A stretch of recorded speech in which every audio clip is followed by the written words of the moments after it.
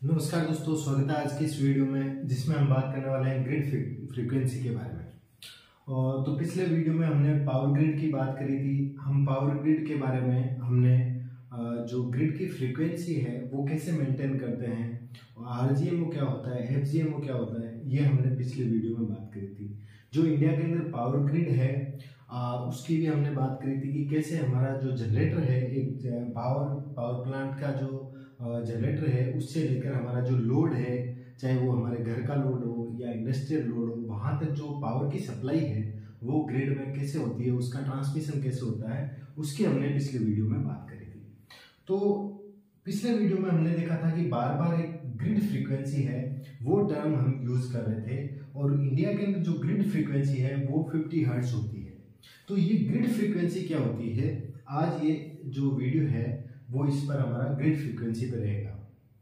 तो दोस्तों, grid frequency होती है कि जो हमारे ग्रिड है उसके अंदर जो हमारा जो जनरेटर लगे हुए हैं उस जनरेटर पे हमें 3 फेज इलेक्ट्रिसिटी मिल रही है, ठीक है। और ये जो 3 फेज इलेक्ट्रिसिटी जो मिल रही है ये हमारी एसी करंट है, जो अल्टरनेटिंग करंट है।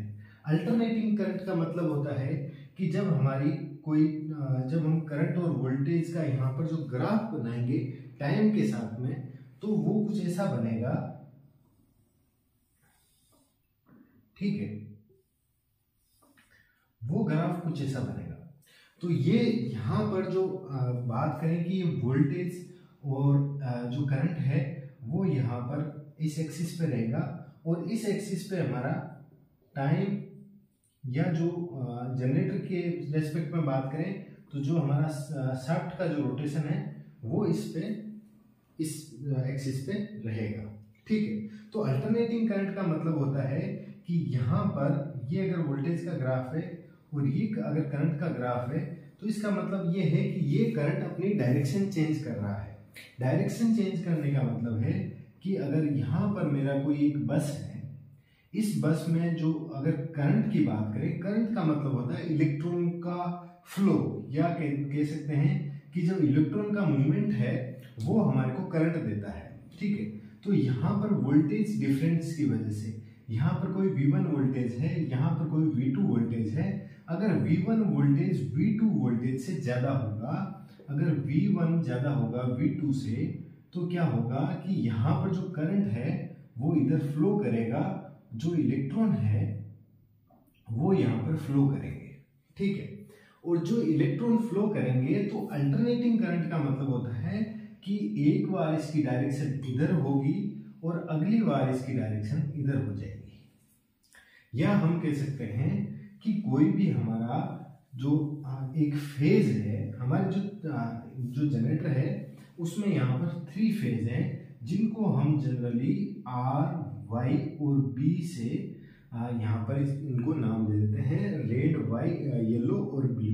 तो अगर हम रेड फेज की बात करें तो ये यहाँ पर जनरेटर से जो फेज यहाँ पर रेड निकल रहा है, तो उसके अंदर जो इलेक्ट्रिसिटी है, उसके अंदर जो करंट का जो फ्लो है उसकी डायरेक्शन एक बार फॉरवर्ड रहेगी और एक बार रिवर्स हो जाएगी, ठीक है। जब यहाँ पर वोल्टेज पॉजिटिव में है, ये 0 की लाइन है हमारी, ये नेगेटिव की लाइन है और ये पॉजिटिव की लाइन है। तो जब हमारा पॉजिटिव में वोल्टेज रहेगा तो यहाँ पर जो फ्लो है वो फॉरवर्ड रहेगा, और जब हमारा नेगेटिव में रहेगा वोल्टेज तो ये यहाँ पर जो फ्लो है वो यहाँ पर जो डायरेक्शन है वो रिवर्स हो जाएगी, ठीक है। ये जो 0 बात करते हैं ये होता है हमारा न्यूट्रल का वोल्टेज, ठीक है। तो यहाँ पर जो जनरेटर के अंदर हमारे पास में रेड, येलो और ब्लू जो 3 फेज निकल रहे हैं, इनके अलावा एक होता है हमारा न्यूट्रल, ठीक है।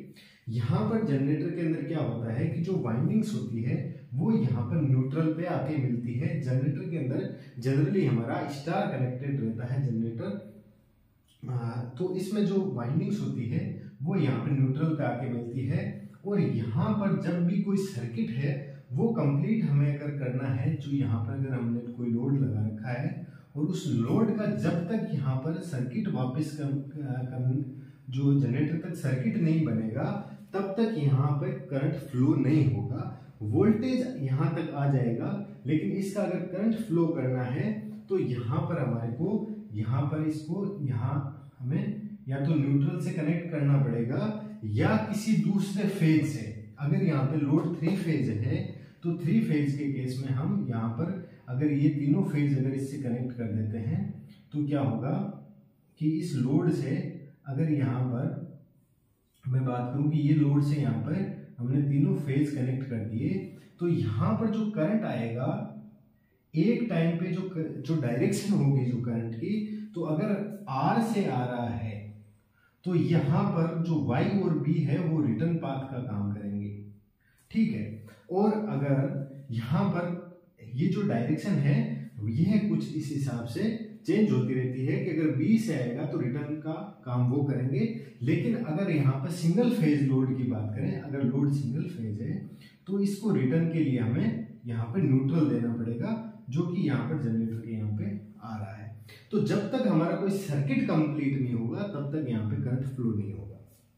ये तो होगी करंट की बात।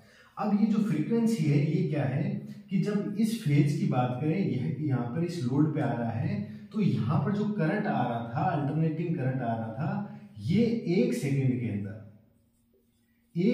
के अंदर 50 टाइम्स अपनी जो डायरेक्शन है वो चेंज कर रहा है। ये जो डायरेक्शन है ये 50 टाइम चेंज कर रहा है, मतलब एक बार ये पॉजिटिव है, अगली बार ये नेगेटिव है।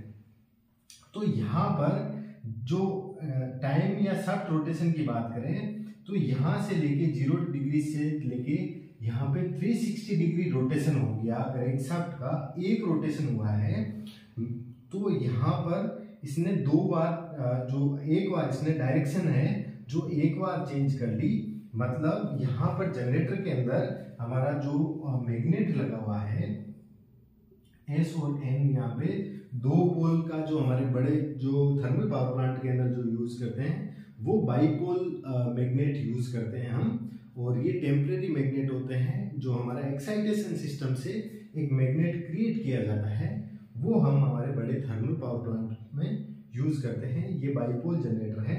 तो इसकी जो डायरेक्शन है 1 सेकेंड में 50 टाइम्स जो अल्टरनेटिंग करंट की जो डायरेक्शन है वो चेंज करेंगे। अब हम देखते हैं कि जो हमारा फ्रीक्वेंसी है उसका फॉर्मूला क्या होता है, और किसी भी जनरेटर को 50 हर्ट्ज की फ्रीक्वेंसी आउटपुट पे देनी है तो उसके लिए उस जनरेटर की शाफ्ट को कितने रिवॉल्यूशन या कितने रोटेशन पर मिनट या उसकी स्पीड कितनी रखनी पड़ेगी। तो जो फ्रीक्वेंसी होती है उसका फॉर्मूला होता है P into N by 2 into 60। तो यहाँ पर P इंटू N का मतलब है, P का मतलब है यहाँ मैग्नेटिक पोल्स है, P है वो है हमारा मैग्नेटिक पोल, और जो N है वो है यहाँ पर स्पीड या रोटेशन ऑफ शाफ्ट, जो जनरेटर की शाफ्ट है उसका रोटेशन, ठीक है। तो यहाँ पर इंडिया में हमारी जो फ्रीक्वेंसी है वो 50 हर्ट्ज है, ये फिक्स है। तो अगर हम बात करें जो हमारे बड़े पावर प्लांट्स के अंदर जो जनरेटर हम यूज में लेते हैं वो बाईपोल जनरेटर होते हैं, और जो बाईपोल जनरेटर होते हैं उसके अंदर नंबर ऑफ पोल है वो यहाँ पर 2 होगा। तो उस केस में नंबर ऑफ N जो रोटेशन है, शाफ्ट रोटेशन है, वो हमारे पास में यहाँ आ जाएगा N इक्वल टू जो हमारी फ्रीक्वेंसी इंटू 120 बाई P।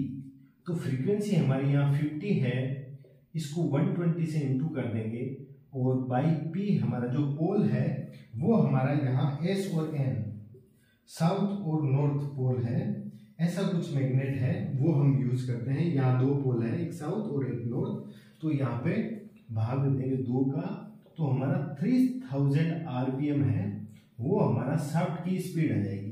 मतलब जनरेटर की जो शाफ्ट है उसकी स्पीड 3000 RPM रहेगी, तो ही हमें 50 हर्ट्ज फ्रीक्वेंसी है वो मिलेगी। अब हमने देख लिया कि यहाँ लोड पर जो करंट आ रहा था 1 सेकेंड में 50 टाइम वो अपनी डायरेक्शन चेंज कर रहा है। एक टाइम वो मैक्सिमम हो रहा है, फिर वो 0 हो रहा है, फिर वो मिनिमम हो रहा है।